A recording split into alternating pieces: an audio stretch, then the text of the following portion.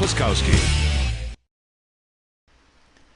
Let's talk about one of my favorite action tips here, and that is having a one-click undo for an action. This is really important. I'm going to show you exactly why. One of these sample actions I have here, it comes with Photoshop. You can load your sample actions.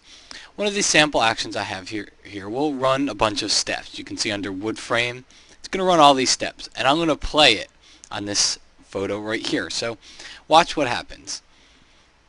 Gives me a little pop-up here. It's going to play the action, go through. Now it's done playing. What happens if we want to step back to the point where we were right before we started working on that action? Well, we can go back here in the history palette. The problem is if your history palette fills up, you might have an action that has 50, 100 or more steps in it. More steps than your history palette saves undos for. And what's going to happen then is it's just going to get to a point where this isn't the point I was at before I ran that action. So now I've got a problem because I can get back to my open photo by clicking here, but what about if I did things in between there? What about if I corrected this photo and sharpened it and did all these different things to it? I won't be able to get back to that point here because I don't have a one-click undo.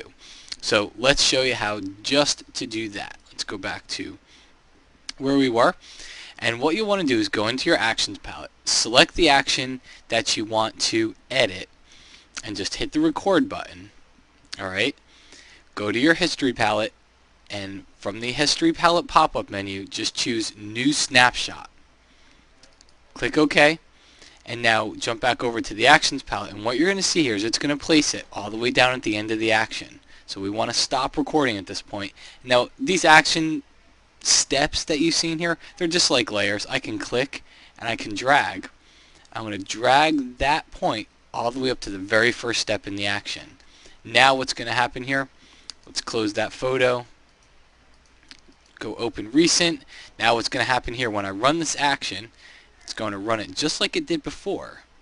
But now in the history palette, I'm going to have this new history state up here, snapshot 1. If I click on that, now I'm right back to the way my photo or my image was before I ever ran that action. So it's an important trick here because it gives you a one-click undo to get you right back before you ran the action. The other cool thing about this is if you want to add it to another action here, all you've got to do is click and drag it, and you can drag it onto another action. So if you're recording an action, make that your first step. If you've already recorded it, then just go and record it again and drop it wherever you need it.